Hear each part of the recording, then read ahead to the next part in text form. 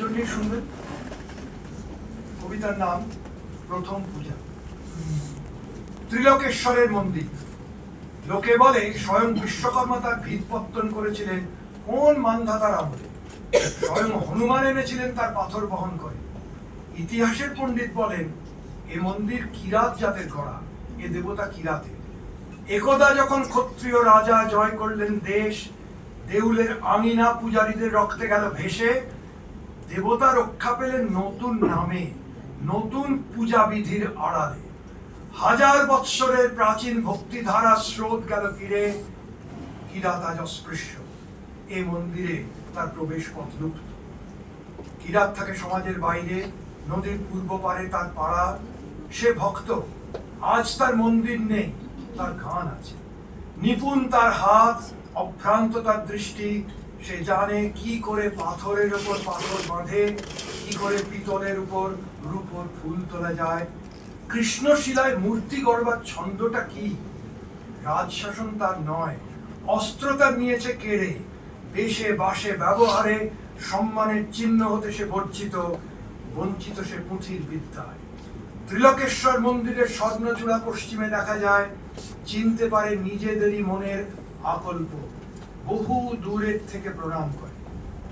কার্তিক পূর্ণিমা, পূজার উৎসব।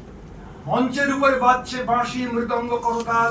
মাঠ জুড়ে কানাতের পর কানাত, মাঝে মাঝে উঠেছে ধ্বজা।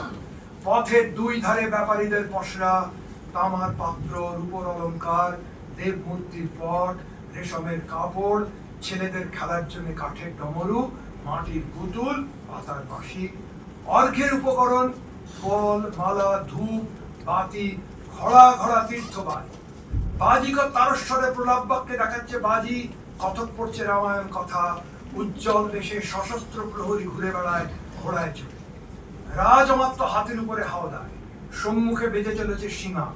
কিং খাবে ঢাকা, পালকিতে ধনী ঘরে গৃহিণী, আগে পিছে কিং ঘরের দল। সন্ন্যাসীর ভিড় পঞ্চবটের তলায়, নগ্ন জটাধারী ছাই মাখা।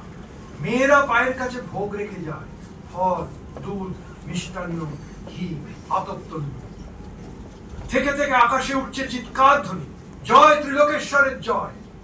কাল আসবে শুভ লগ্নে রাজার প্রথম পূজা। স্বয়ং আসবেন মহারাজা রাজহস্তিতে চড়ে। তার আগমনের পথের দুই ধারে সারি সারি কলার গাছে ফুলের মালা, মঙ্গল ঘটে আম্রপল্লব। আর ক্ষণে ক্ষণে পথের ধুলায় সেচন করছে খণ্ডবাদ। শুক্ল ত্রয়োদশীর রাত, মন্দিরে প্রথম প্রহরের শঙ্খ ঘণ্টা ভেরিপটা থেমেছে। আর চাঁদের উপরে একটা খোলা আবরণ, জ্যোৎস্নার ঝাপসা, যেন মূর্ছার ঘোর লাগে। বাতাস রুদ্ধ, ধোঁয়া জমে আছে আকাশে।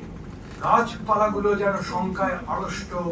কুকুর অকারণে আর্তনাদ করছে। ঘোড়াগুলো কান খাড়া করে উঠছে ডেকে, কোন অলক্ষ্যের দিকে তাকিয়ে। হঠাৎ গম্ভীর ভীষণ শব্দ শোনা গেল মাটির নিচে। পাতালের দানবেরা যেন রণদামামা বাজিয়ে দিলে, গুরু গুরু গুরু গুরু। মন্দিরের সঙ্গ ঘন্টা বাজতে লাগলো প্রবল শব্দে। হাতি বাঁধা ছিল, তারা বন্ধন ছিঁড়ে গর্জন করতে করতে ছুটলো চারিদিকে, যেন ঘূর্ণি মেঘের ঝড়। তুফান উঠলো মাটিতে, ছুটলো উট, মহিষ, গরু, ছাগল, ভেড়া ঊর্ধ্বশ্বাসে, পালে পালে। হাজার হাজার দিশাহারা লোক আত্মস্বরে ছুটে বেড়ায়। চোখে তাদের ধাঁধা লাগে, আত্মপরের ভেদ হারিয়ে কে কাকে দেয় দোলে। মাটি ফেটে ফেটে ওঠে ধোঁয়া, ওঠে গরম জল। ভীম সরোবরের দিঘি বালির নিচে গেল শুষে। মন্দিরের চূড়ায় বড় বাঁধা বড় ঘন্টা দুলতে দুলতে বাজতে লাগলো ঢং ঢং। আচমকা ধ্বনি থামলো একটা ভেঙে পড়ার শব্দে। পৃথিবী যখন স্তব্ধ হলো, পূর্ণ প্রায় চাঁদ তখন হেলেছে পশ্চিম।